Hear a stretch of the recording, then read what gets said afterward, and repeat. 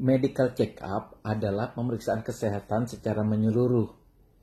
Melalui pemeriksaan ini diharapkan suatu penyakit atau gangguan kesehatan bisa dideteksi sejak dini. Tes ini sekaligus berguna untuk merencanakan metode penanganan dan pengobatan yang tepat sebelum penyakitnya berkembang. Saat medical check-up, pasien akan menjalani sejumlah tahapan pemeriksaan secara menyeluruh, berupa konsultasi mengenai keluhan yang sedang dirasakan, pencatatan, pemeriksaan yang berkaitan dengan riwayat kesehatan, pemeriksaan tanda vital, maupun kondisi fisik secara menyeluruh. Walaupun tidak diwajibkan, medical check-up ini bisa menjadi pemeriksaan kesehatan rutin ya. Pasien dapat berkonsultasi kepada dokter kapan saja tanpa menunggu timbulnya suatu penyakit atau penurunan kondisi kesehatan. Medical check-up secara rutin itu dapat meningkatkan peluang untuk tetap sehat dan memiliki usia yang lebih panjang. Ada beberapa hal yang perlu disiapkan ya sebelum melakukan medical check-up. Pasien disarankan untuk membawa data medis penting kalau memang sudah melakukan pemeriksaan sebelumnya, yaitu berupa foto ronsen atau hasil pemeriksaan kesehatan sebelum pernah dilakukan sebelum check-up kali ini. Tapi karena apa? Karena pemeriksaan ronsen biasanya kita tidak perlu mengulang ya sebelum 3 bulan kemudian.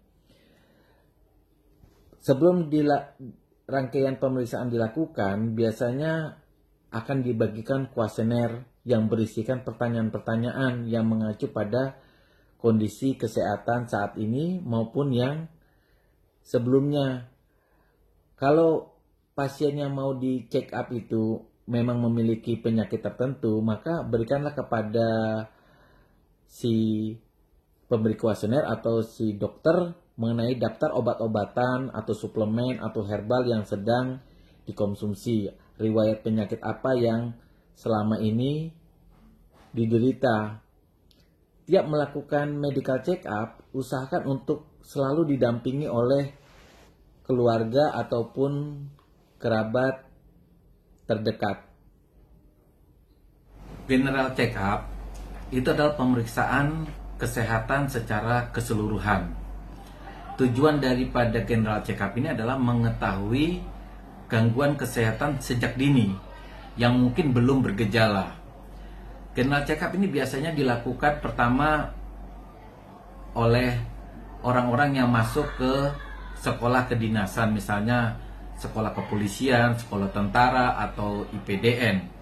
Kemudian bagi teman-teman yang bekerja mungkin di polisi, di tentara, ataupun misalnya di pemerintahan, sering melakukan general check-up secara rutin. Mungkin juga yang bekerja di perusahaan-perusahaan swasta, BUMN juga sering melakukan rikes secara berkala. Biasanya dilakukan setiap 6 bulan atau setiap 1 tahun.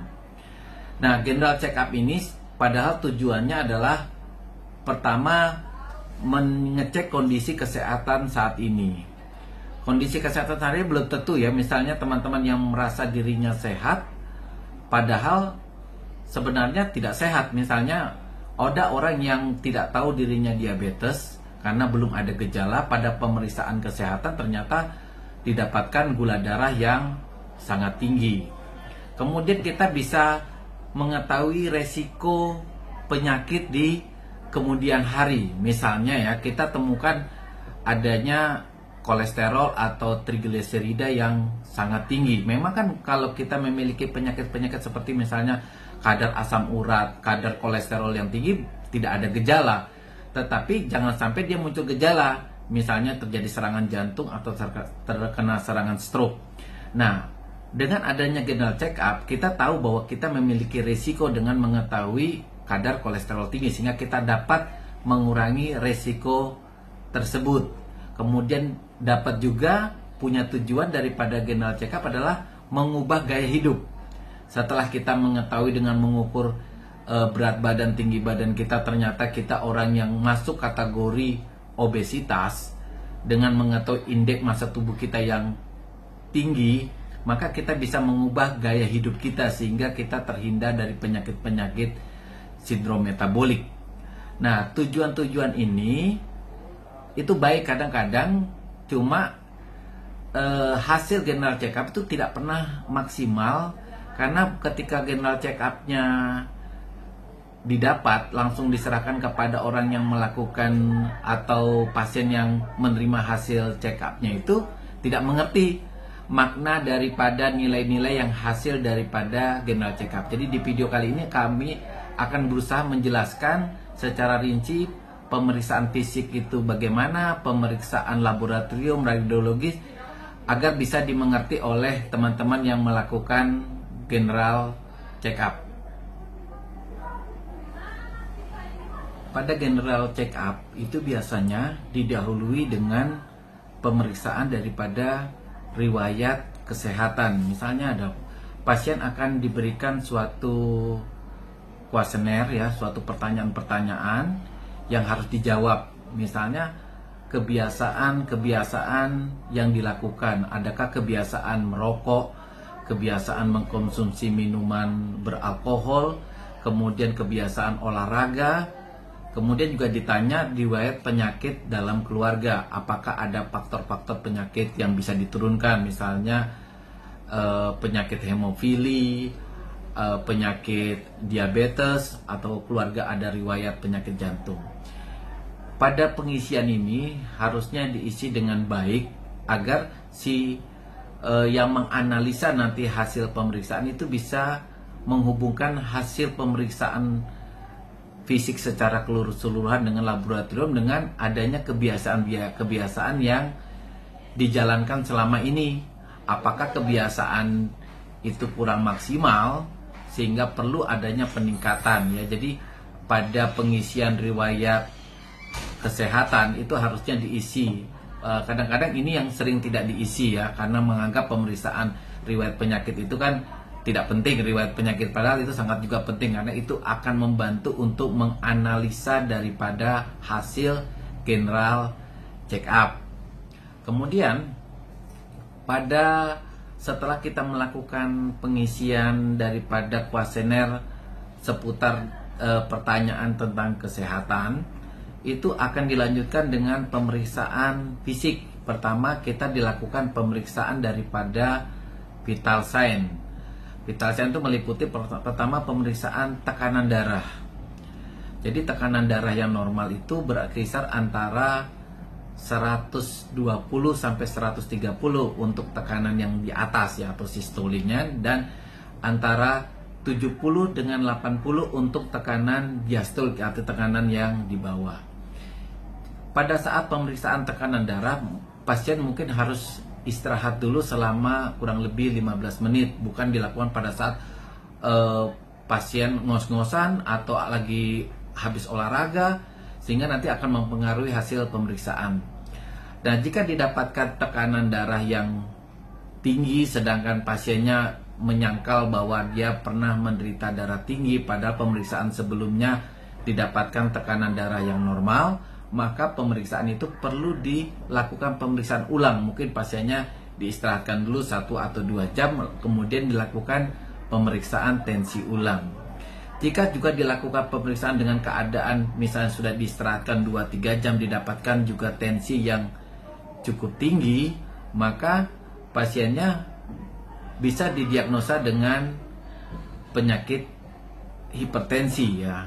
Nah, kalau sudah didiagnosa hipertensi, maka pasiennya harus menjalankan pola hidup yang sehat, termasuk dengan misalnya mengurangi mengkonsumsi garam, kemudian mulai dengan obat-obat hipertensi. Dan kalau teman-teman yang sudah didiagnosa hipertensi harus rutin minum obat tekanan darah, dan obat tekanan darah itu masuk di dalam program prolanisnya BPJS, jadi bisa diberikan pengobatan selama 1 bulan ya, sampai, kalau logikanya hipertensi itu dilakukan seumur hidup kita. Tujuan dari pengobatan hipertensi itu adalah mencegah komplikasi, baik komplikasi kronis maupun komplikasi akut. Jadi komplikasi akut daripada tekanan darah tinggi itu adalah mencegah serangan stroke, serangan jantung, Sedangkan secara jangka panjang kita bisa mencegah gangguan daripada neuropati atau kerusakan ginjal yang bisa berakhir dengan cuci darah.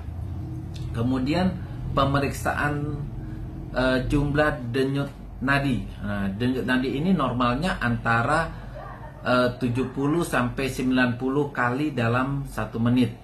Jika keluhannya itu kurang dari 60, mungkin kita masuk ke dalam keadaan yang disebut dengan bradikardi. Nah, kalau bradikardi biasanya normal pada saat seorang melakukan atau seorang atlet ya. Tetapi kalau bradikardi itu menimbulkan keluhan, misalnya pusing, sakit kepala, nah berarti bradikardi ini harus kita segera lakukan pengobatan. Jadi bradikardi itu pengobatannya itu tergantung apa yang menjadi sebabnya. Jadi bradikardi bisa terjadi pada pasien dengan anemia, terjadi pada pasien dengan diabetes, terjadi pada pasien dengan kekurangan hormon gondok. Jadi dicari apa yang menjadi sebabnya. Denyut nadi yang juga di atas 100 itu juga menjadi tanda daripada penyakit tertentu. Misalnya orang yang mengalami kecemasan yang berlebihan atau kelebihan hormon gondok atau yang disebut dengan tirotoksikosis. Masyarakat awam menyebutnya dengan gondok beracun. Jumlah respirasi rate pun harus dihitung. Jadi kalau normalnya itu antara 20 sampai 24, ada juga yang 18 sampai 24. Kalau dalam keadaan sesak, tentu respirasi rate-nya bisa di atas 25. Nah, ketika respirasi sudah di atas 25, harus kita cari tahu apa yang membuat pasiennya sesak napas. Sesak napas itu kan bisa karena anemia atau ada penyakit di dalam paru-parunya. Kemudian suhu badan juga harus diukur, karena suhu badan yang meningkat itu ada tanda bahwa pasien sedang mengalami infeksi atau juga bisa mengalami yang namanya dehidrasi. Pemeriksaan fisiknya yang dilanjutkan dengan misalnya pemeriksaan visus mata ya, untuk mengetahui tajam penglihatan seseorang. Kemudian dilakukan pemeriksaan buta warna untuk mengetahui apakah seseorang ini mengalami buta warna parsial atau total. Nah, kalau buta warna ini pasien tidak akan benar bisa sembuh, karena faktor buta warna adalah faktor yang diturunkan. Pemeriksaan telinga untuk mengetahui keadaan gendang telinga. Jadi kalau gendang telinganya misalnya pecah, mengalami peradangan, tentu sebaiknya berkonsultasi dengan dokter THT. Dan gendang telinga yang pecah ini tentu akan mengganggu seseorang kalau bisa misalnya seleksi untuk masuk sekolah misalnya sekolah kedinasan ya, tentu akan mengganggu aktivitas selama sekolah kedinasan.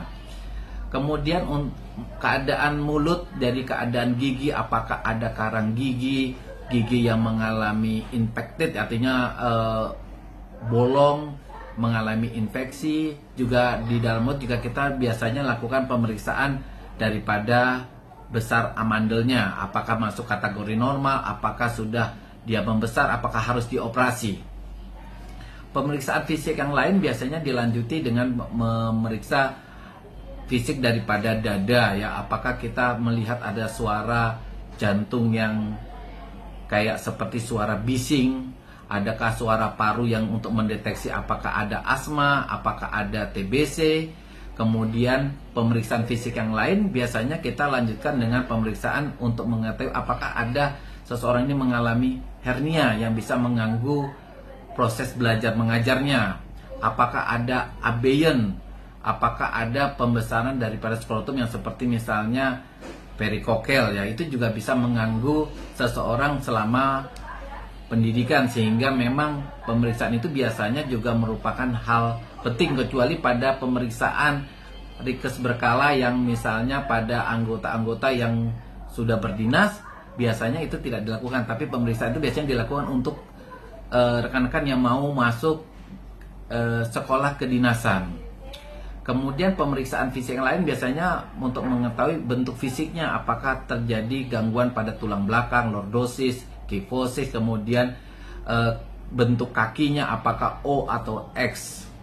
Kemudian yang tadi kita lupa adalah pengukuran berat badan dan tinggi badan.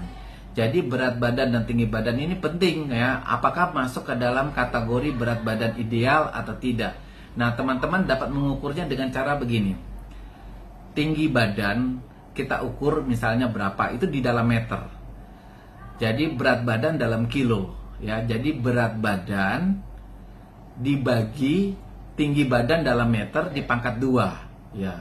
Jadi berat badan dalam kilogram dibagi dengan tinggi badan, dan tinggi badan dipangkatkan 2. Dikatakan ideal bila indeks massa tubuhnya itu berada di antara nilai 19 sampai 21. Kalau kita berada di bawah nilai 19 berarti kita masuk kategori kurang ya, atau underweight. Bisa kategori ringan, underweight ringan, sedang, atau underweight berat. Sedangkan bila di atas nilai 21 itu masuk kategori overweight ya. Artinya overweight pun dibagi atas overweight yang ringan, sedang, dan berat. Tentu kalau teman-teman masuk di dalam overweight yang berat ya, harusnya menjalankan penurunan berat badan. Tapi berat badan penurunannya harus berat badan yang ideal. Artinya jangan punya target menurunkan berat badan yang lebih besar dalam waktu yang singkat. Jadi penurunan berat badan itu prinsipnya yang sehat adalah penurunan berat badan mungkin 2 atau 3 kilo dalam 1 bulan. Jangan berat badannya diturunkan 25 kilo dalam 1 bulan. Itu akan membuat tubuh kita sakit karena tubuh kita akan kaget. Sehingga mungkin teman-teman ada yang mendengar seorang yang SPG di Surabaya yang sempat lalu tuh meninggal karena menjalankan diet yang ketat. Jadi harus menjalankan diet yang sehat ya, dimana penurunan berat badannya itu gradual, di batas kemampuan tubuh, tapi tidak dilakukan secara drastis. Nah teman-teman, baru kita lanjutkan dengan pemeriksaan laboratorium. Jadi pemeriksaan laboratorium biasanya pasiennya sebelumnya dilakukan puasa dulu ya, puasa sekitar 8 jam. Dalam puasa ini pasiennya boleh mengkonsumsi air putih saja. Tapi kalau air yang sudah ada gulanya, ada garamnya, itu tidak boleh dulu. Jadi dilakukan puasa, cuma boleh minum air putih. Yang dilakukan pada pemeriksaan dalam ini meliputi pengambilan darah ya, pengambilan darah sekitar 6 cc. Yang dilakukan pemeriksaan meliputi darah lengkap, periksa fungsi ginjal, dilakukan pemeriksaan daripada fungsi hati, kemudian berapa kadar kolesterolnya, berapa nilai gula darah puasanya, kemudian apakah kita terpapar oleh virus hepatitis B, virus hepatitis A, HIV. Kemudian juga dilakukan pemeriksaan daripada air kencing ya. Gunanya dari pemeriksaan air kencing itu banyak sekali. Kemudian pemeriksaan yang selanjutnya dilakukan adalah pemeriksaan radiologi. Jadi kita dilakukan pemeriksaan ronsen dada. Nah, pemeriksaan ronsen dada ini untuk mengetahui keadaan paru-paru kita ya. Samping paru-paru juga mengetahui keadaan jantung kita, apakah terjadi pembengkakan atau tidak. Tidak lupa juga dilakukan pemeriksaan jantung dalam bentuk elektrokardiogram atau EKG untuk mengetahui keadaan jantung dalam keadaan istirahat. Pada beberapa center itu dilakukan pemeriksaan juga dengan treadmill. Nah, pemeriksaan treadmill itu sama dengan pemeriksaan EKG, cuma dengan beban. Jadi tubuh kita melakukan treadmill kurang lebih 15 menit. Itu sama dengan memberikan beban pada jantung untuk melihat apakah ada tanda-tanda iskemik atau kelainan pada jantung setelah pemberian beban. Dan kita lanjutkan dengan interpretasi hasil pemeriksaan laboratorium agar teman-teman yang menerima hasil check up atau general check up itu tidak menaruhnya di atas meja saja, tapi membaca. Mari kita sama-sama melihat interpretasi daripada hasil-hasil laboratorium.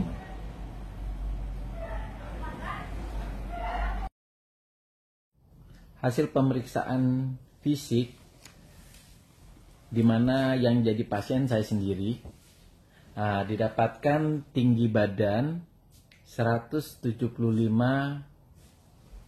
cm dengan berat badan sekitar 75 kilo lebih lah.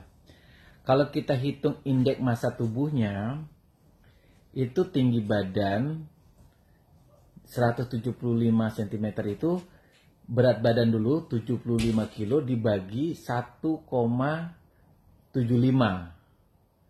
Hasilnya kita bagi lagi 1,75. Didapatkan nilai 24,48. Kalau dibulatkan sekitar 24,5. Nah, nilai ini menandakan indeks massa tubuhnya overweight. Indeks massa normal itu antara 19 sampai 21. Jadi kalau dia lebih termasuk overweight. Jadi berat badannya dokter sendiri mengalami overweight. Didapatkan tensi 130/70.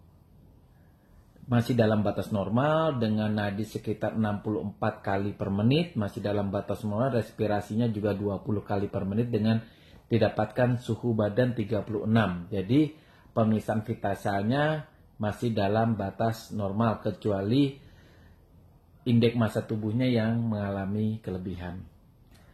Dokter melakukan pemeriksaan darah dengan mengambil darah sekitar 6 cc, didapatkan hasil pemeriksaan darah lengkapnya sel leukosit atau WBC 6,1. Di sini nilai normalnya antara 4,0 sampai 10,0, berarti masih dalam batas normal.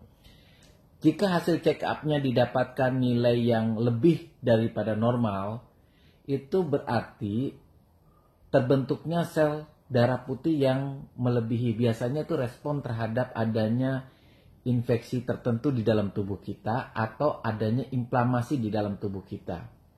Sedangkan kalau nilainya normal, di bawah normal, biasanya itu petanda adanya infeksi virus, ya.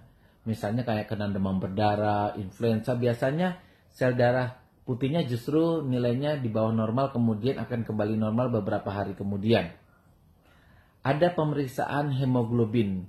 Kali ini didapatkan nilai 15,2. Nilai untuk perempuan itu 12 sampai 16, laki-laki 14 sampai 18. Jika nilainya di bawah daripada nilai normal, misalnya perempuan 12, laki-laki di bawah 14, berarti sudah terjadi anemia. Nah, diagnosa anemia ini penyebabnya banyak ya. Jadi kalau kita mau mengetahui apa sebab anemia, mungkin teman-teman harus lebih memperhatikan yang hasil pemeriksaan yang disebut dengan MCV, MCH, sama MCHC. Biasanya dokter memakai patokan di situ karena hasil pemeriksaan daripada HB yang rendah disertai dengan nilai MCV yang rendah, MCH yang rendah, biasanya penyebabnya karena penyakit kronis, misalnya kekurangan zat besi, ada infeksi tuberkulosis, dan sebagainya. Sedangkan kalau disertai dengan MCV yang meningkat atau nilainya lebih besar daripada nilai patokan normal, misalnya MCV-nya di atas 97, itu terjadi anemia makrositik. Biasanya anemia karena kekurangan asam folat, misalnya terjadi anemia hemolitik, terjadi anemia pada kehamilan. Jadi teman-teman yang melakukan pemeriksaan check up, perhatikan nilai hemoglobin. Jadi kalau nilai hemoglobin, hematokritnya dan eritrositnya di bawah nilai normal, itu pertanda adanya anemia. Mungkin berkonsultasi dengan dokter untuk mencari apa sebab daripada anemia. Kalau hemoglobinnya juga meningkat, itu petanda bahwa tubuh kita terjadi peningkatan jumlah sel darah merah. Itu bisa pertanda dari penyakit-penyakit tertentu ya, misalnya di sumsum tulang ada kelainan darah yang disebut dengan polisitemia vera, itu bisa saja. Atau berada di daerah yang kadar oksigennya rendah, di mana hemoglobin kita juga bisa meningkat yang disebut dengan polisitemia sekunder. Atau pasiennya mengalami dehidrasi, misalnya ada kasus-kasus demam berdarah yang disertai dengan hemokonsentrasi juga bisa terjadi peningkatan daripada hemoglobin. Nilai trombosit yang normal berada di antara 150.000 sampai 450.000. Dokter hasil pemeriksaannya didapatkan nilai 227, masih rank normal. Nah, trombosit ini bisa nilainya di bawah normal, bisa juga di atas normal. Jika di atas normal, kita sebut namanya trombositosis, atau kalau sudah terlalu tinggi namanya trombofilia. Nah, peningkatan nilai trombosit ini cukup berbahaya karena bisa terjadinya sumbatan, atau kita istilah masyarakat bilang terjadi kekentalan darah. Nah, penyakit disertai dengan trombosit yang meningkat tinggi itu bisa saja gejala daripada gangguan pada sumsum tulang. Tetapi biasanya sih trombosit meningkat yang tidak terlalu tinggi biasanya disebabkan karena terjadinya reaksi daripada penyakit yang ada di paru-paru atau terjadi pendarahan. Kemudian hasil pemeriksaan laju endap darah itu normalnya berada di antara, kalau pada laki-laki kurang dari 10, pada perempuan kurang dari 20. Nah, kali ini dokter tidak melakukan pemeriksaan itu, tapi kalau rekan-rekan ada pemeriksaan itu, nilainya penting untuk mengetahui apakah di dalam tubuh kita itu terjadi inflamasi kronis atau tidak. Misalnya ada LED yang tinggi pada kasus-kasus misalnya tuberkulosis paru yang aktif, atau terjadi penyakit misalnya gagal ginjal kronis atau CKD, itu juga disertai dengan peningkatan daripada laju endap darah. Hasil pemeriksaan berupa MCV, MCH, MCHC ini penting untuk membantu seorang dokter menginterpretasikan apa yang menjadi penyebab daripada anemia atau penyakit-penyakit darah yang lain. Hasil pemeriksaan daripada imunoserologinya, pertama didapatkan hasil pemeriksaan HBsAg non-reaktif. Nah, memang nilai normalnya non-reaktif. HBsAg ini nilainya cuma 2, non-reaktif atau reaktif. Kalau dia reaktif berarti di dalam tubuh kita itu terdapat infeksi virus hepatitis B. Jadi teman-teman yang ada hasil pemeriksaannya HBsAg-nya reaktif, itu bisa berkonsultasi untuk dokter untuk melakukan penghilangan virus tersebut. Atau paling tidak mencegah jangan sampai virus ini mengakibatkan penyakit yang lebih parah, ya, misalnya terjadinya serosis atau kanker hati. Bisa diobati, tetapi biasanya dokter akan melakukan pemeriksaan lanjutan, ya, misalnya akan diperiksa yang namanya HBeAg, HBV-DNA, anti-HBs juga akan diperiksa. Kemudian ada check up tertentu, ya. Di selain HBsAg yang diperiksa, juga anti-HBs diperiksa. Nah, anti-HBs ini nilai normalnya memang non-reaktif, tapi nilai reaktifnya bukan berarti dia tidak normal. Jadi kalau ada pemeriksaan anti-HBs, itu dia positif dan negatif, gini artinya. Kalau dia positif, bisa saja memang pasiennya terinfeksi hepatitis B sehingga timbullah antibodi.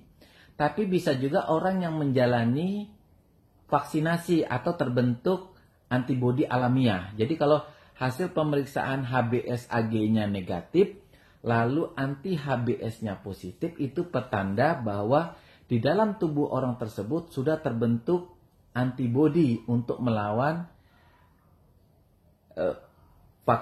virus daripada hepatitis B. Kita menilai keberhasilan daripada pemberian vaksin hepatitis B termasuk mengukur terbentuk atau tidaknya daripada anti-HBs. Ada pemeriksaan yang disebut dengan anti-HCV. Anti-HCV itu adalah untuk mendeteksi virus hepatitis C. Anti-HCV itu menandakan bahwa di dalam tubuhnya terbentuk antibodi untuk melawan virus hepatitis C. Jadi untuk kalau seseorang yang misalnya di dalam check up itu terdapat anti HCV positif, maka dokter akan melakukan pemeriksaan lanjutan berupa HCV RNA untuk memastikan apakah seseorang ini memang terinfeksi hepatitis C ataukah pasien ini sudah sembuh dari hepatitis C cuma anti HCV-nya tetap positif. Jadi perlu pemeriksaan lanjutan.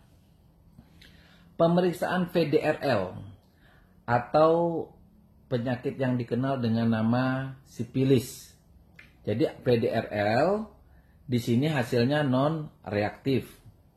Pemeriksaan HIV non reaktif. Jadi kalau pemeriksaan HIV-nya positif, maka berkonsultasi juga dengan dokter untuk dilakukan pemeriksaan lanjutan. Biasanya dilakukan pemeriksaan yang namanya CD4 untuk mengetahui parah tidaknya seseorang menderita HIV. Pemeriksaan karbohidrat, dalam ini dokter melakukan pemeriksaan gula darah sewaktu. Memang di sini dokter tidak melakukan puasa. Harusnya check up itu memang dilakukan puasa sekitar 8 jam sehingga yang diperiksa itu adalah gula darah puasa. Di sini dilakukan karena dokter habis makan, jadi dokter melakukan pemeriksaan gula darah sewaktu, didapatkan nilai 133. Interpretasi nilainya begini, kalau gula darah puasa nilainya di bawah 100. Kalau gula darah 2 jam setelah makan itu nilainya 140 ke bawah. Nah, kalau nilai berada di antara diabetes. Jadi kalau dikatakan diabetes jika gula darah puasanya di atas 140 dan gula darah 2 jam setelah makannya di atas 200. Jika gula darah puasanya misalnya 120, itu berarti kita mengalami masa yang disebut dengan pradiabetik. Ini penting sekali bagi teman-teman yang hasil check up-nya gula darah puasanya tidak terlalu tinggi tapi juga tidak dalam batas normal. Berarti kita ada di fase namanya pradiabetik. Segeralah melakukan pengobatan dengan mengatur diet, modifikasi gaya hidup, dengan kalau perlu dengan pemberian obat-obatan tertentu agar gula darah puasanya itu kembali ke nilai normal sehingga kita tidak masuk ke penyakit diabetes. Hasil pemeriksaan kolesterol didapatkan kolesterol total itu 243. Nilai normalnya di bawah 200. Itu artinya dari kolesterol total ini akan terjadi memang kelebihan 43 mg per dl. Nah, kolesterol total saja tidak bisa menyimpulkan apa-apa karena kita harus lihat berapa HDL LDL-nya. Di sini HDL-nya 40. Yang lazim kita sebut dengan kolesterol baik ini HDL ya, masih dalam batas normal karena nilainya di atas 35. Sedangkan kolesterol jahat atau yang disebut dengan LDL itu nilainya 188, nilainya di atas nilai normal. Karena nilai normal LDL itu adalah di bawah 150 mg per dl. Nah, kolesterol trigliserida ya, itu nilainya normalnya di bawah 150. Dokter hasil pemeriksaannya 174, terjadi kelebihan. Jadi dokter memiliki nilai LDL yang abnormal, memiliki nilai trigliserida yang abnormal, sehingga total kolesterolnya menjadi juga abnormal. Cara menurunkan kadar kolesterol ini pertama, LDL itu cara menurunkannya adalah dengan mengurangi asupan kalori terutama malam hari. Jadi makan malamnya harusnya jumlah kalorinya dikurangi dari jenis apapun, dari lemaknya, dari proteinnya, dari karbohidratnya harus dikurangi. Kemudian makan pagi, makan siang jumlah kalorinya juga dikurangi, tapi tidak usah dikurangi sekali karena memang pagi dan siang kita butuh kalori untuk tenaga. Tetapi kalau malam rata-rata kan habis makan langsung tidur, sehingga jumlah kalorinya memang harus dikurangi. Kelebihan nilai kalori itu akan membuat disimpan dalam bentuk trigliserida. LDL yang tinggi 188, walaupun sebagian besar dari LDL ini diproduksi oleh komponen hati. Sebagian kecil 20% diproduksi oleh, akhirnya didapat dari makanan, sehingga pemberian obat penurun kolesterol penting dalam kasus ini. Dari pemeriksaan faal ginjal, itu fungsi ginjalnya masih dalam batas normal, didapatkan kreatinin 1,0, urea didapatkan 27. Jadi pemeriksaan kreatinin dan urea itu menyimpulkan kemampuan ginjal masih dalam batas normal atau tidak. Asam uratnya 8,7, nilainya di atas nilai rata-rata. Karena laki-laki 3,7 sampai 7,0, perempuan 2,4 sampai 5,7. Asam urat yang tinggi itu kemungkinan dua sebabnya. Pertama, kemampuan ginjal yang sudah mulai menurun untuk membuang kemampuan asam urat dari darah, atau kita mengkonsumsi makanan yang mengandung asam urat terlalu tinggi. Misalnya kalau dokter kadang-kadang sering makan jeroan ya, jeroan sapi, jeroan kambing, sehingga mengakibatkan kadar asam uratnya meningkat. Hasil faal hati, SGPT-nya didapatkan nilai 92. Normalnya laki-laki di bawah 42, perempuan di bawah 32. SGOT-nya 46, nilai normalnya laki-laki di bawah 42 dan perempuan di bawah 32. Ini didapatkan hasil nilai SGPT-nya 92. Berarti sudah terjadi peradangan pada sel hati. Nah, nilai ini harus dicari tahu apakah penyebabnya karena virus. Misalnya, apakah virus hepatitis B, apakah virus hepatitis C, atau virus hepatitis A, atau perlemakan hati. Nah, dokter melakukan pemeriksaan lanjutan dengan melakukan pemeriksaan USG. Ternyata dokter mengalami yang namanya fatty liver, perlemakan hati. Nah, perlemakan hati ini hampir sejalan dengan hasil pemeriksaan kolesterol tadi, didapatkan trigliserida yang tinggi. Jadi kalau untuk memperbaiki fatty liver yang ada, maka dilakukan misalnya diet, kurangi makanan yang berlemak, kurangi makanan yang nilai kalorinya tinggi, mengatur berat badan, menurunkan berat badan, kemudian olahraga yang sifatnya membakar kalori. Dari hasil pemeriksaan air kencing didapatkan hasil di sini tidak didapatkan adanya darah, tidak didapatkan protein, glukosa. Pemeriksaannya masih dalam batas normal. Nah, hasil-hasil yang abnormal dari pemeriksaan urin misalnya ditemukan bakteri. Nah, tata cara pengambilan urinnya harus juga diperhatikan ya, jangan sampai urin yang bukan dari kandung kemih atau urin yang terkontaminasi dari misalnya penampung botol air kencingnya yang kotor, atau pada waktu kita pengambilan air kencingnya tidak membersihkan dulu bagian gland penis, sehingga kuman yang dari kulit yang terperiksa, bukan bakteri yang ada di dalam kandung kemih. Nilai adanya glukosa di dalam urin itu petanda bahwa nilai gula darah kita tinggi. Adanya protein pada air kencing petanda adanya kebocoran pada ginjal. Dan kalau terlebih kalau ada darah ya, kalau ada darah itu bisa maknanya dua, bisa adanya pendarahan dari saluran air kencing, misalnya ada batu, ada tumor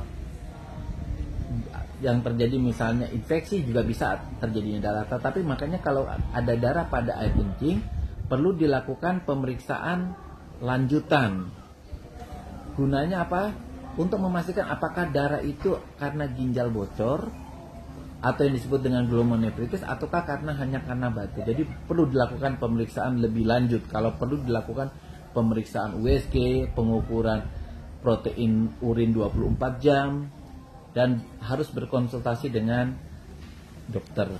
hasil pemeriksaan daripada rekam jantung itu didapatkan nilai normal. Jadi kalau pemeriksaan rekam jantung ini biasanya kesimpulannya misalnya terjadi kematian sel jantung bagian muka, terjadi kematian ini, irama jantung terganggu dan sebagainya. Biasanya memang hasil kesimpulan check up selalu kalau nilai abnormal pada rekaman jantung, pasiennya disuruh berkonsultasi dengan dokter jantung atau dokter penyakit dalam untuk dicari solusi agar penyakit jantungnya ini tidak berkembang.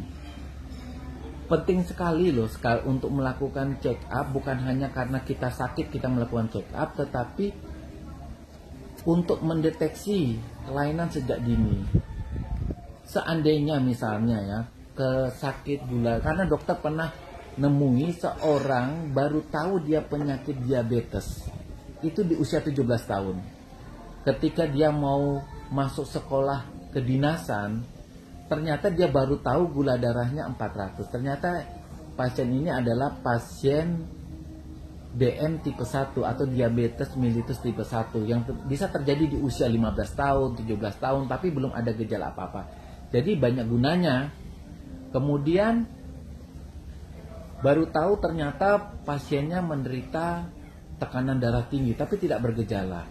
Nah, jika kita tahu sejak awal bahwa pada pemeriksaan general check up didapatkan kelainan-kelainan, kita bisa memodifikasi gaya hidup dengan mengatur diet, menurunkan berat badan, menurunkan kolesterol, mengurangi asam urat, menghindari makanan-makanan tertentu untuk mencegah komplikasi-komplikasi akibat kelainan tersebut. Jangan sampai kita terkena stroke, terkena gagal ginjal, kemudian terkena serangan jantung. Semua itu bisa dicegah sejak kita melakukan general check up, sejak kita mengobati kelainan-kelainan yang ditemukan pada pemeriksaan general check up. Terima kasih. Topik kita hari ini tentang general check up dan bagaimana menginterpretasikan nilai daripada hasil check up itu. Jadi hasil check up itu bukan cuma dikumpulkan, ditaruh di bawah meja karena cuma sebagai rutinitas daripada keperluan di kantor, tetapi itu untuk kita semua. Salam sehat dari saya. Terima kasih. Jangan lupa untuk subscribe, like, dan berikan komentar.